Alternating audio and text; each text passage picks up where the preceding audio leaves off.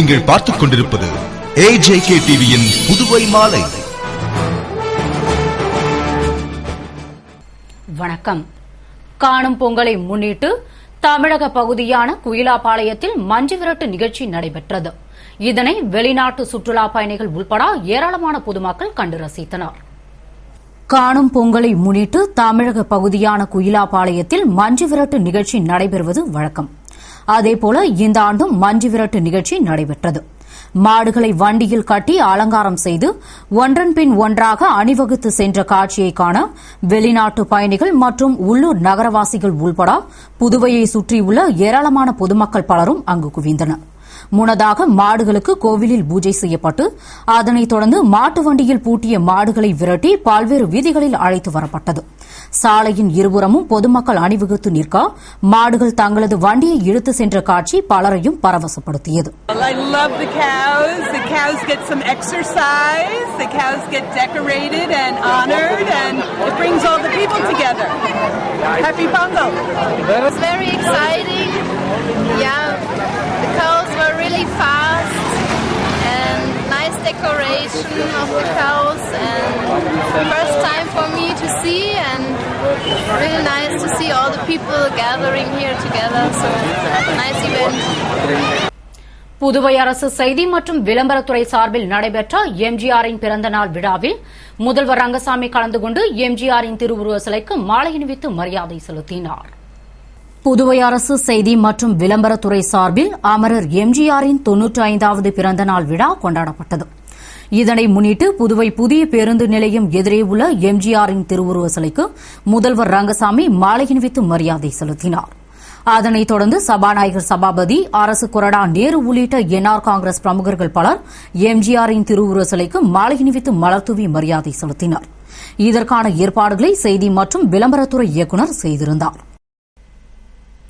தானே புயலால் பாதிக்கப்பட்ட புதுவை மக்களின் இயல்பு வாழ்க்கை திரும்பிட போர்க்கால அடிப்படையில் நடவடிக்கை எடுத்த முதல்வர் ரங்கசாமிக்கும் இரவு பகல் பாராமல் பாடுபட்ட அனைத்து துறையினருக்கும் எனது நன்றியையும் பாராட்டுதலையும் தெரிவித்துக் கொள்கிறேன் என்று முன்னாள் நகரமன்ற துணைத் தலைவர் திரு ஜான்குமார் கூறியுள்ளார். இது தொடர்பாக அவர் கூறுகையில், தானே புயல் புதுவையை தும்சம் செய்தது. அந்த நேரத்தில் புதுவை முதல்வர் திரு ரங்கசாமி போர்க்கால அடிப்படையில் நடவடிக்கை எடுத்து அனைத்து துறை அதிகாரிகளையும் அழைத்து ஆலோசனை நடத்தி புதுவை மக்களின் இயல்பு வாழ்க்கை திரும்பிட வழிவகை செய்தார். மேலும் புயல் நிவாரணமும் வழங்கினார். அவருக்கும் புதுவையில் பல்வேறு பகுதிகளில் மின்சாரம் மற்றும் குடிநீர் தட்டுப்பாடு ஏற்பட்டது.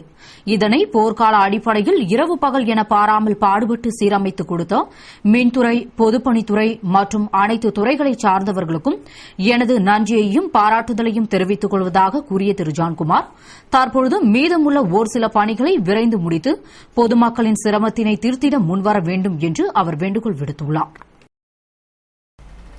புதுவை மத்திய சிறையில் இருக்கும் கைதிகள் காணும் பொங்கலை முன்னிட்டு உறவினர்களுடன் நேர்காணல் நடத்தும் நிகழ்ச்சி நடைபெற்றது. இதில் ஏராளமான கைதிகளின் உறவினர்கள் கலந்து கொண்டு கலந்துரையாடினார்கள்.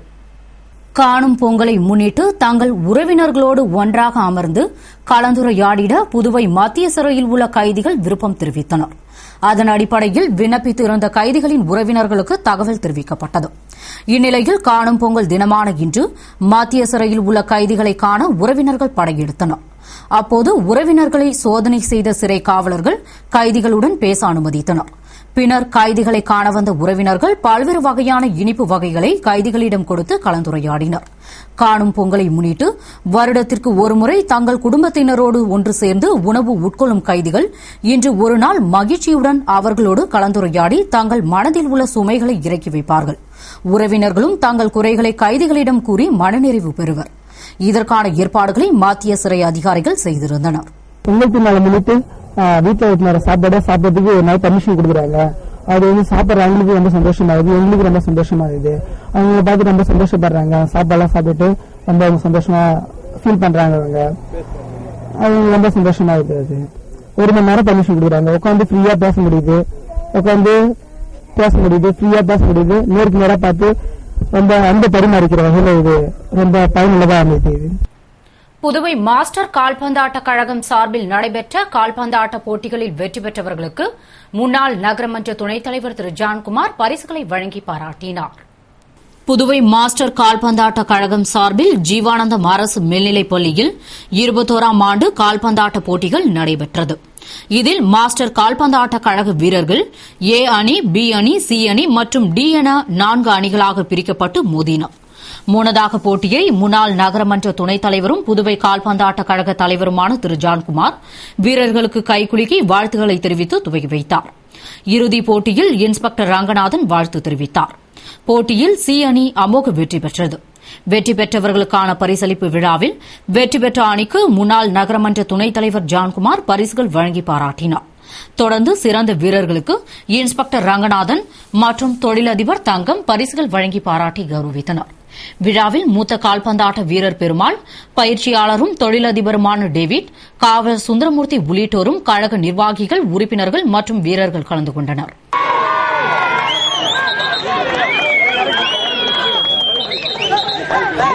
Vignesh, Jerome, Devanath, Antony, Karthikeyan, Surya, John Paul, Sabari, Siva, Santhosh, Gunas, Gnanasoundar, Vijay, Surya.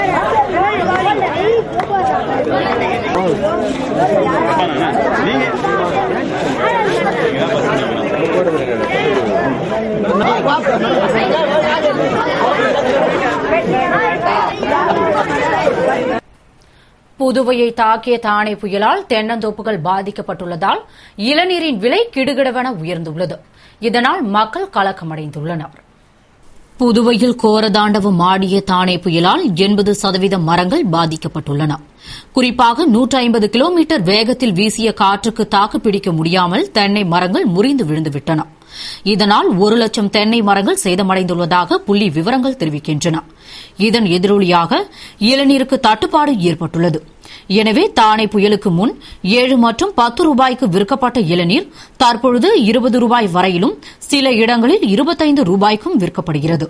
பொதுவாக பனிக்காலத்தில் இளநீர் விற்பனை மந்தமாக இருக்கும் என்பதால் இளநீர் விலையை சற்று குறைத்தே விற்பனை செய்வர்.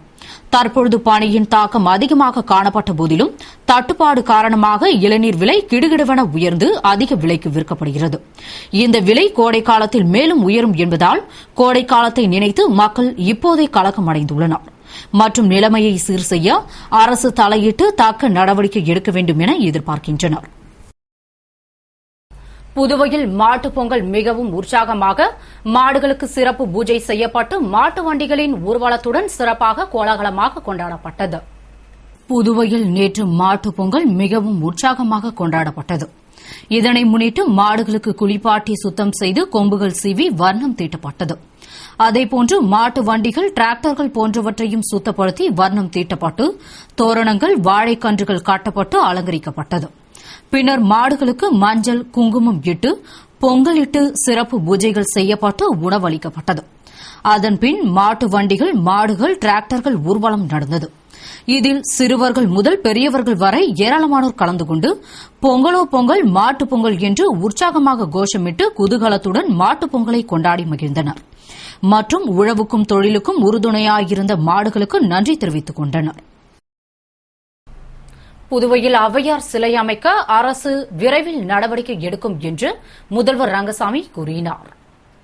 இது தொடர்பாக முதல்வர் ரங்கசாமி கூறுகையில், தமிழ் புலவர்கள், அறிஞர்களின் கோரிக்கையை ஏற்று கடந்த 1993ஆம் ஆண்டு நான் வேளாண் துறை அமைச்சராக இருந்தபோது நல்ல அறிவுரைகள், பல அரிய கருத்துகள் கொண்ட உலக பொதுமறையான திருக்குறளை அளித்த திருவள்ளுவருக்கு சிலை நிறுவப்பட்டது என்றும், திருக்குறளில் உள்ள கருத்துகளின்படி அனைவரும் வாழ்க்கையில் பின்பற்றி நடக்க வேண்டும்.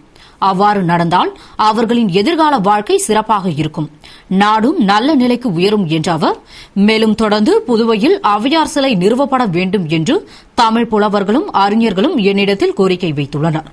அவர்களின் கோரிக்கையை நிறைவேற்றும் வகையில் ஔவையாருக்கு சிலை அமைக்க அரசு விரைவில் நடவடிக்கை எடுக்கும் என்று கூறினார். காணும் பொங்கலை முன்னிட்டு முன்னெச்சரிக்கை நடவடிக்கையாக கடலில் குளிக்க தடை விதிக்கப்பட்டுள்ளது என்று எஸ்பி சிவதாசன் கூறினார். இது தொடர்பாக எஸ்பி சிவதாசன் கூறுகையில், கடந்த ஆண்டு காணும் பொங்கலன்று பாரதி பூங்கா, தாவரவியல் பூங்கா, சுண்ணாம்பாறு படகு குழாம், ஊசுட்டேரி உள்ளிட்ட பகுதிகளில் மக்கள் குடும்பத்துடன் குவிந்து மகிழ்ந்தனர். ஆனால் இந்த ஆண்டு டிசம்பர் மாதம் வீசிய தானே புயலால் எல்லா பொழுதுபோக்கு இடங்களும் அலங்கோலமாகிவிட்டது. எனவே தற்பொழுது புதுவையில் ஒரே ஒரு பொழுதுபோக்கு இடமாக கடற்கரை சாலை மட்டுமே உள்ளது. இதனால் கடற்கரையில் ஆயிரக்கணக்கான மக்கள் கூடுவார்கள். இதனை முன்னிட்டு கடற்கரையில் பாதுகாப்பு ஏற்பாடுகள் செய்யப்பட்டுள்ளது. கூட்ட நெரிசலில் குழந்தைகள் வழி தவறி காணாமல் போனால் அவர்களை மீட்டு பெற்றோரிடம் ஒப்படைக்கவும் சிறப்பு ஏற்பாடுகள் செய்யப்பட்டுள்ளது. அது மட்டுமின்றி முன்னெச்சரிக்கை நடவடிக்கையாக மணல் பகுதி நிறைந்த ஆரோவில் பொம்மையார்பாளையம், பிள்ளைச்சாவடி, வீராம்பட்டினம், வம்பாக்கிரப்பாளையம், புதுக்குப்பம், நடுக்குப்பம் கடற்கரையில் கடலில் குளிக்க தடை விதிக்கப்பட்டுள்ளது என்று அவர் கூறினார். இத்துடன் செய்திகள் நிறைவடைகின்றன. வணக்கம்.